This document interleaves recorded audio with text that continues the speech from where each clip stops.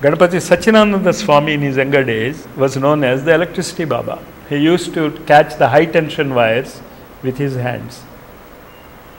Why? Ganapati Sachidananda Swami, Mysore Swami.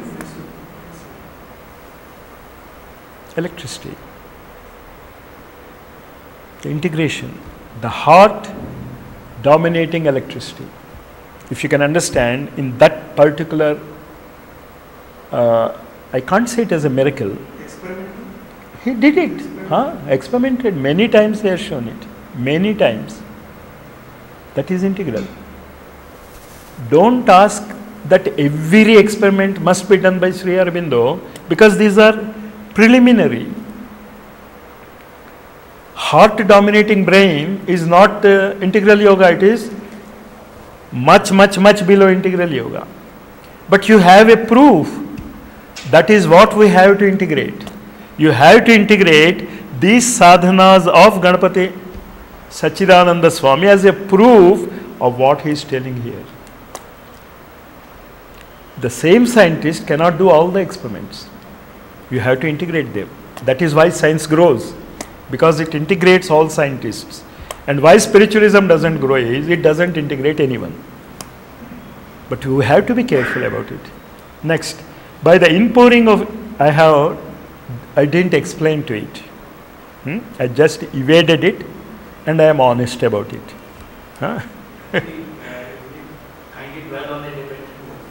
Sometime later.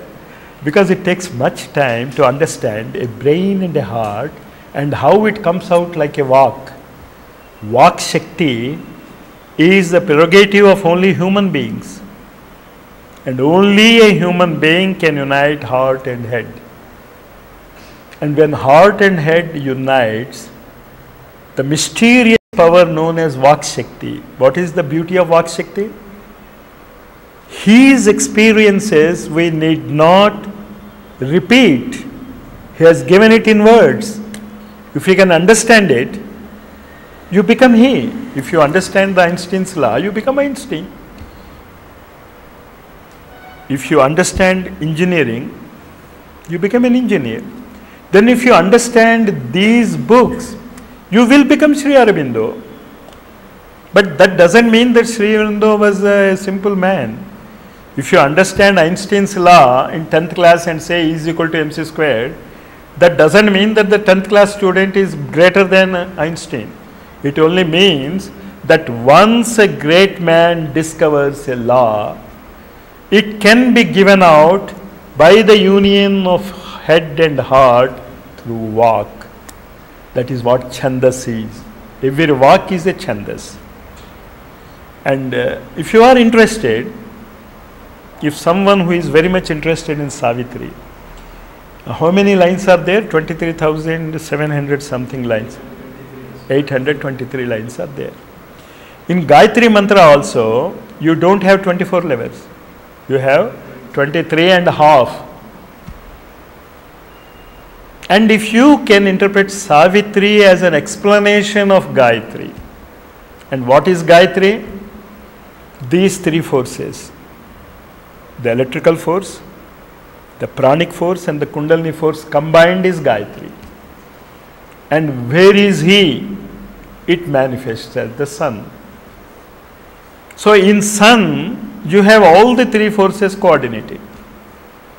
The Aditya Hrudaya explains that in Chandas. In words means in Chandas. Okay, only that much. But you can dwell on it. Later, certainly I am sure that we are going to interact more and more. And when I come to Bangalore, and if you happen to be in Bangalore, that is the problem. We will interact. And this time with more specific topic instead of a vast subject like this. But why I chose it is, if in these 7 days, if I can create an interest towards understanding integral yoga, I think my job is over. But I will finish it, don't worry. You will see how I am going to finish it. By the inpouring of his own influence, he is talking about the Guru. By the inpouring of his own influence and presence into us, He enables the individual being to attain to identity with the universal and transcendent. Now here we have a clue of how you have to keep Sri Aurobindo and Mother in your hearts. It must be a presence. You should feel that Sri Aurobindo is here. You are controlled by his thoughts. Just as when you are an engineer, you feel the presence of all the engineers, is it not? When you are reading chemistry, it is the presence of all chemists which made you a chemistry man.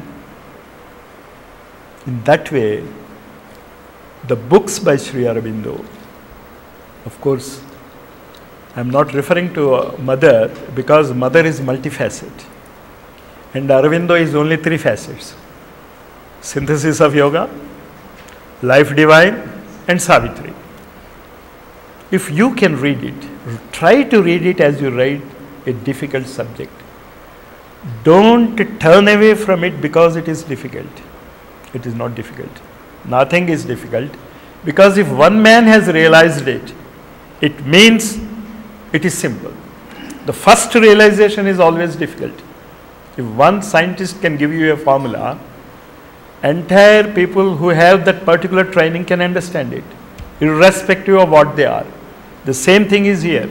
Irrespective of what you are, if you can put your brain, Sri Aurobindo's presence, that means his literature, it should be in your fingertips. Before you go to a practical examination, the theory is in your fingertips. And Mother here, not an image of Mother, her presence, and what miracles her presence does, you know it.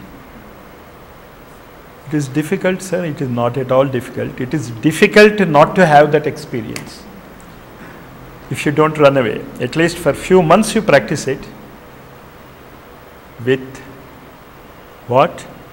Patience, tremendous patience. You will get the result. Next. The inner guide is often veiled at first by the very intensity of our personal efforts. Sometimes we miss it because the intensity of our efforts. So we are dominating the gurus. Don't dominate them. And by the ego's preoccupation with itself and its aims. This is the most problematic thing. The ego, it sets a goal and it has got its own aims. Now we begin to perceive how even before our entrance into the path of the yoga, this is the most important thing which I always told you, that you were with Sri Aurobindo and Mother not only in this life but in every life, and in future also you are going to be with them in every life. This is the guarantee. This is in own Sri Aurobindo's words, you learn it. Now we begin to perceive how even before our entrance into the path of the yoga, the evolution of our life has been designedly led towards its turning point. For now we begin to understand the sense of our struggles and efforts, successes and failures. That is where Sai used to say, you come with some difficulty to me, but it is only my visiting card. Because of the trouble you came to me, and now that you have came to me, you are gone. You are finished. You have surrendered to me. So all our struggles, whether you know it or not, whether you knew about Sri Aurobindo or not, have been designed in such a way that you are led to come to this ashram. Now what happens?